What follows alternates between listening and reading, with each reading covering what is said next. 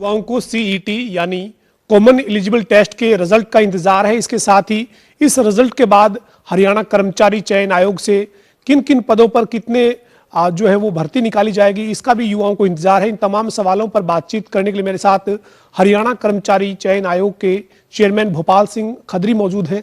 खत्री साहब, सबसे पहले जनता टीवी में आपका स्वागत है सर। धन्यवाद। आपके दर्शकों को मेरी नमस्कार। सर, सीईटी का जो एग्जाम पिछले दिनों हुआ था, अब युवाओं को इंतजार है कि जो 2022 है इसकी विदाई हो रही है, 2023 का आगाज होने जा रहा है, तो कब तक युवाओं को इसका रिजल्ट मिलने का इंतजार करना पड़ेगा सर?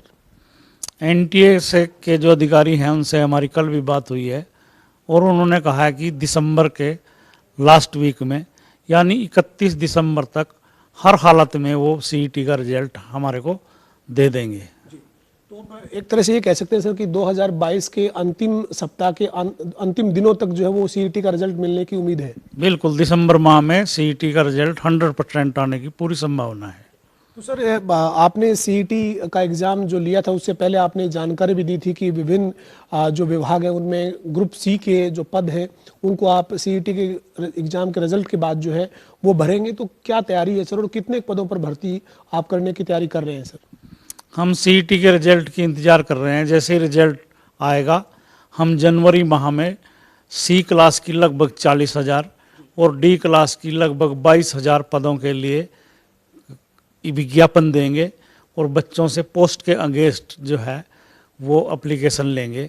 इसमें सारी पोस्टें हैं, लगभग क्लर्क हैं, अकाउंटेंट हैं, एएलएम है, स्टाफ नर्स है, एमपीएचडब्ल्यू है, असिस्टेंट सेक्रेटरी मार्केटिंग है, एक्साइज इंस्पेक्टर हैं, टैक्सेशन इंस्पेक्टर हैं, फूड एंड सप्लाई इंस्पेक्टर हैं। इस तरह के हमारे पास लगभग 28,000 जो पद हैं सी क्लास के ये और 7,500 टीजीटी के और लगभग 6,000 जो पोस्टें हैं पुलिस की हैं, जिसमें 5,000 मेल और 1,000 फीमेल कांस्टेबल की भर्ती। ये लगभग 40,000 सी क्लास के लिए हमारे पास सरकार से रिक्विजिशन, जिसको हम डिमांड कहते हैं, वो आई हुई है। तो ये मानकर चला जाए सर कि जो 2023 होगा वो हरियाणा के युवाओं के लिए बेहतरीन साल रहने वाला है, चूंकि हरियाणा कर्मचारी चयन आयोग से ग्रुप सी और डी के करीब 65,000 के आसपास पदों पर आप नौकरियां जो है वो सरकारी पदों पर भरने की तैयारी में लगे हुए हैं। बिल्कुल, 60-62,000 पद जो है वो एचएसएससी के थ्रू और लगभग 10,000 पोस्ट एचपीएससी के थ्रू और उसके अलावा जो हरियाणा कौशल विकास निगम बनाया है उसके माध्यम से भी। तो मेरे को ऐसा लगता है कि हरियाणा सरकार 2023 में लगभग 1 लाख बेरोजगार जो युवक हैं हमारे प्रदेश के, उनको नौकरी देने जा रही है।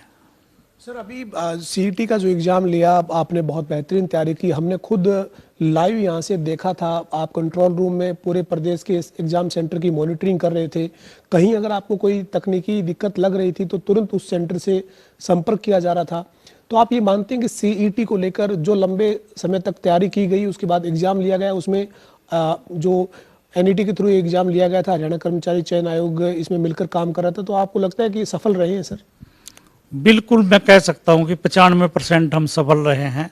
और सी क्लास का जो एग्ज़ाम हुआ सीईटी का, इसमें हमने कुछ चीज़ें जो है वो सीखी हैं और कुछ कमियां अंकित की हैं कि ये कमियां रह गई हैं। और अब की बार हमने एनटीओ का है कि जो कमियां रही हैं, कुछ जैसे कुछ बच्चों को 2 नंबर जारी हो गए, एक हैंडीकैप्ड को 150 किलोमीटर दूर सेंटर चला गया, कुछ महिलाओं के भी सेंटर दूर हो गए और कुछ जो एड्रेस गलत थे कई सेंटरों के।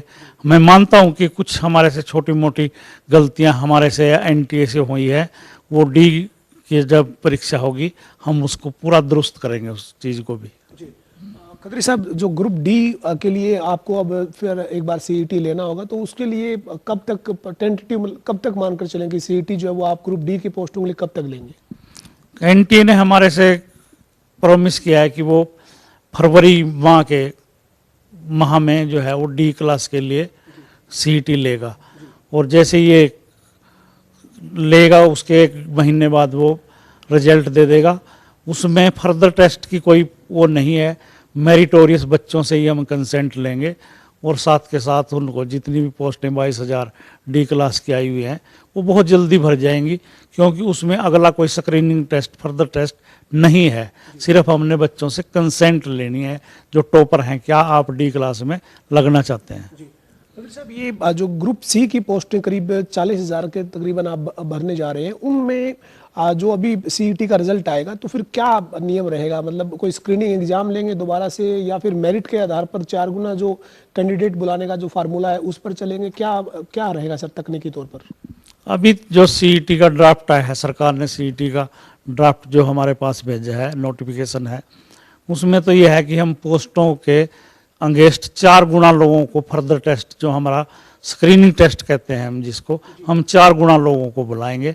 जैसे 100 पोस्टें हैं तो हम 400 लोग जो टॉपर हैं उनको बुला के उनका एग्ज़ाम लेंगे। उसके बाद एग्जाम के बाद फिर जो मेरिट होगी वो एक तरह से चयन प्रक्रिया में टॉप के मेरिट के हिसाब से उनका नियुक्ति मिलेगी उनको। बिल्कुल, उसमें सोशो इकोनॉमिक के नंबर देखे जाएंगे और जो उन्होंने मार्क्स एनटीए के सीटी में लिए हैं वो दोनों जोड़ के उनकी मेरिट बनेगी, और जो लोग मेरिट में होंगे उनकी सिलेक्शन की जाएगी।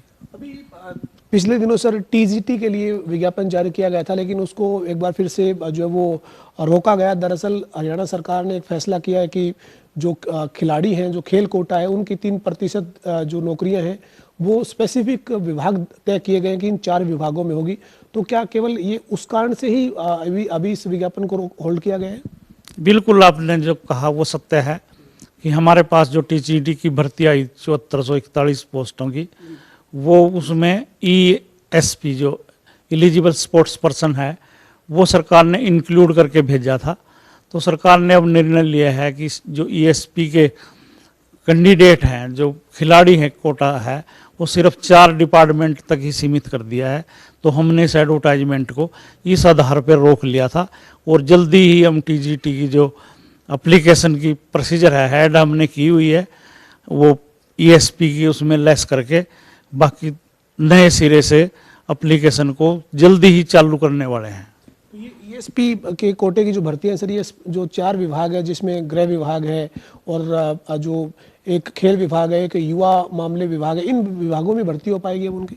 हाँ, सिर्फ 4 विभाग जो एजुकेशन, होम, जो स्पोर्ट्स और यूथ एंड अफेयर्स, ये 4 विभाग हैं जिनमें स्पोर्ट्स कोटे के जो है वो उसी में जो भर्ती है वो वहीं तक सीमित रहेगी। पिछले दिनों कुछ युवा हरियाणा कर्मचारी चयन आयोग के कार्यालय के बाहर से होते हुए पंचकुला में अपना विरोध प्रदर्शन जता रहे थे। उनका ये कहना था कि पुलिस की जो पिछली भर्ती है वो अभी तक रुकी हुई है। मामला कहाँ कोर्ट में फंसा हुआ है सर? क्या कारण है उसमें कि अभी तक उसका रिजल्ट डिक्लेयर आप नहीं कर पाए? नहीं, रिजल्ट डिक्लेयर कर दिया है हमने, रोक ज्वाइनिंग पे है। जो माननीय उच्च न्यायालय है उसने ज्वाइनिंग पे रोक लगाई हुई है। हमने 6600 लोगों की भर्ती जो सिलेक्शन का रिजल्ट फाइनल हमने दे दिया है।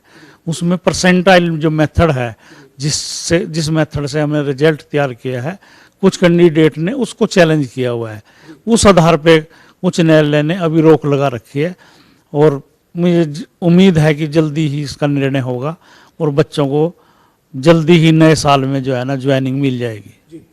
इस तरह की कोई और भी बड़ी भर्ती है सर जो जिसका रिजल्ट डिक्लेयर हो, नियुक्ति पर रोक हो, या जिसका रिजल्ट डिक्लेयर करने पर रोक हो, कोई कोर्ट में विचाराधीन हो, ऐसी भर्ती बड़ी भी है?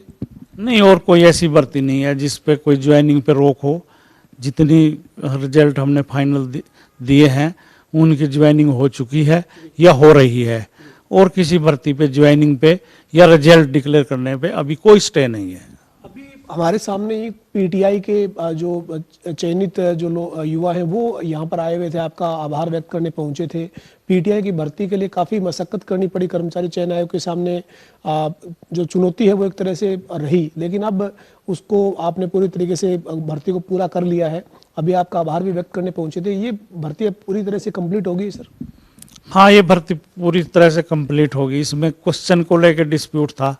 4 क्वेश्चनों को कोर्ट ने एक्सपर्ट कमेटी को भेजा था, कुरुक्षेत्र यूनिवर्सिटी को।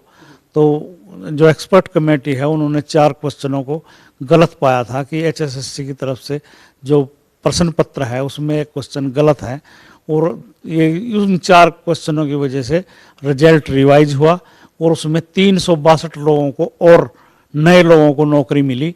आज वो आभार व्यक्त करने के लिए आए थे और जल्दी ही हम शिक्षा विभाग से अनुरोध करेंगे कि उनकी भी ज्वाइनिंग वो जल्दी करा दें, क्योंकि ये लोग 10 साल की लड़ाई के बाद यहाँ तक पहुँचे हैं बेचारे।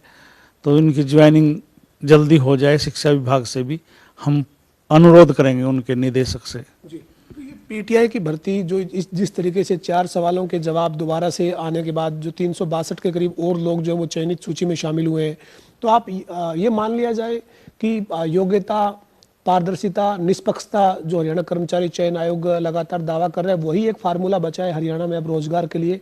यही वजह है कि एक भर्ती में 362 युवा इसलिए आगे कि एक सवाल का जवाब को लेकर जो पेज था वो जब क्लियर हुआ, स्पष्ट हुआ, तो उसके बाद ये 362 लोगों को और मौका मिल गया। बिल्कुल, वो तो है ही। HSSC पारदर्शिता और योग्यता का दावा नहीं कर रही है पवन जी, कैंडिडेट कर रहे हैं। अभी आपने देखा पीटीआई कर रहे हैं, और जो धरने पर कैंडिडेट बैठे हैं पुलिस वाले जो कांस्टेबल भर्ती हुए हैं, वो ये कह रहे हैं कि हम गरीब परिवार से हैं, योग्यता से भर्ती हुए हैं, मेरिट से भर्ती हुए हैं। वो अलग बात है कि टेक्निकल किसी वजह से, कोर्ट की वजह से उस पर स्टे है, पर भर्ती पे कोई पर्सन चीन किसी तरह का किसी कैंडिडेट की तरफ से या आज हरियाणा की जनता की तरफ से कोई शक नहीं है कि योग्यता और प्राथमिकता को इग्नोर किया जाता है। ये पब्लिक भी बोल रही है और कैंडिडेट भी बोल रहे हैं। हम तो बोलेंगे, हम तो उसका पार्ट एंड पार्सल है एक, पर ये आज की जो समय में जनता और कैंडिडेट खुद स्वीकार कर चुके हैं कि योग्यता और पारदर्शिता को प्राथमिकता ये इस सरकार की और आयोग की भी प्राथमिकता है। तो 2023 में जो करीब लाख भर युवाओं को रोजगार मिलेगा, जिसमें हरियाणा रोजगार कौशल निगम से मिलने वाला रोजगार शामिल है, हरियाणा पब्लिक सर्विस कमीशन से मिलने वाली नौकरियां शामिल है, हरियाणा कर्मचारी चयन आयोग से जो नौकरियां मिलेंगी वो शामिल है। तो 2023 हरियाणा के युवाओं के लिए एक काफ़ी अवसर वाला साल रहने वाला है। तो क्या आप युवाओं को कहना चाहेंगे, और निष्पक्षता और पारदर्शिता के आधार पर चयन होगा, किसी तरह से किसी के दबाव में या प्रेशर में आने की जरूरत नहीं है? नहीं, बिल्कुल वो अपनी तैयारी पूरी ईमानदारी से अपनी तैयारी करें, कोचिंग लें और परीक्षा की तैयारी करें। उनकी योग्यता को बिल्कुल इग्नोर नहीं किया जाएगा, और मेरिट के आधार पर जो हमने प्रण लिया, मेरिट के आधार पर ही हम लगाएंगे। और मैं आपके एक माध्यम से एक नई बात बच्चों को बताना चाहता हूं कि अब जो भी अगले पेपर हम लेंगे पोस्ट के अगेंस्ट, उसमें हम सब्जेक्ट जिस विषय का वो एक्सपर्ट है उस सिलेबस को लगभग 50% रखेंगे, और जो जनरल नॉलेज या दूसरे वो हैं, मैथ है, साइंस है, कंप्यूटर है, इस तरह के 50% हम सब्जेक्ट पे ज़्यादा जोर लगाएंगे। अगर कोई सिविल इंजीनियर भर्ती होने जा रहा है तो 50% हम सिविल इंजीनियरिंग ही उससे पूछें। स्टाफ नर्स भर्ती होने जा रहा है तो हम 50% उससे उस हेल्थ के बारे में ही पूछें। तो इस तरह के जिस पोस्ट के अगेंस्ट वो आ रहा है उसी तरह का उसको सिलेबस 50% अब देखने को मिलेगा। तो यानी जो युवा आप तैयारी कर रहे हैं उनके लिए हरियाणा कर्मचारी चयन आयोग के चेयरमैन भोपाल सिंह खत्री का ये कहना है कि अब वो अपने सब्जेक्ट पर भी फोकस करें, रीजनिंग, मैथ और जनरल नॉलेज के साथ साथ अपना सब्जेक्ट जो है उसके ऊपर फोकस करें।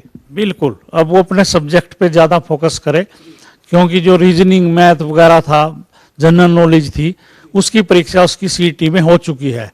तो अब वो सब्जेक्ट पे जिसका, जैसे वो कोई जेई है या अकाउंटेंट लगना है उसने, यहाँ तक कि क्लर्क लगना है, तो वो ड्राफ्टिंग पे जोर दे, स्पेलिंग पे किसी चीज़ के जाने, कोई लेटर कैसे लिखा जाता है, इस तरह की जो वो है विषय वो ज़्यादा आएंगे। तो यही आप युवाओं कहेंगे कि बिना किसी डर के अपनी तैयारी करें और 2023 उनके लिए बेहतरीन साल रहने वाला है। नहीं, कोई डर नहीं, कोई किसी तरह का कोई डर भय के बिना अपनी तैयारी करें, और बिल्कुल उनकी योग्यता को प्राथमिकता दी जाएगी।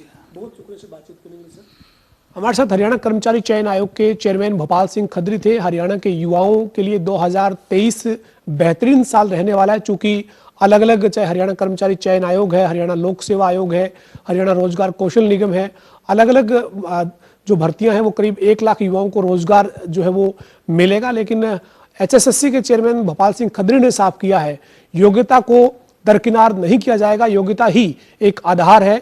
निष्पक्षता के साथ, पारदर्शिता के साथ हरियाणा कर्मचारी चयन आयोग हरियाणा के युवाओं को रोजगार देगी। और एक बड़ी बात जो है वो यही कि अब जो ग्रुप सी के लिए जो युवा तैयारी कर रहे हैं वो जिस विषय के लिए आप आवेदन करेंगे उस विषय के उनको 50% एक तरह से उनका जो स्क्रीनिंग एग्जाम होगा उसमें उनको सवाल मिलने वाले हैं, तो वो उसके ऊपर जरूर फोकस करें। और उनका रीजनिंग है, मैथ है या अन्य जो तैयारी है वो उन्होंने सीईटी में जो की थी, उनको सीईटी के रिजल्ट में उसका रिजल्ट मिलेगा, लेकिन सब्जेक्ट के ऊपर फोकस करने की जरूरत है, क्योंकि जिस विषय का एग्जाम होगा उस विषय को प्राथमिकता स्क्रीनिंग एग्जाम में मिलेगी। वीडियो जर्नलिस्ट विजेंद्र सिंह के साथ पवन सिंह, जनता टीवी, चंडीगढ़।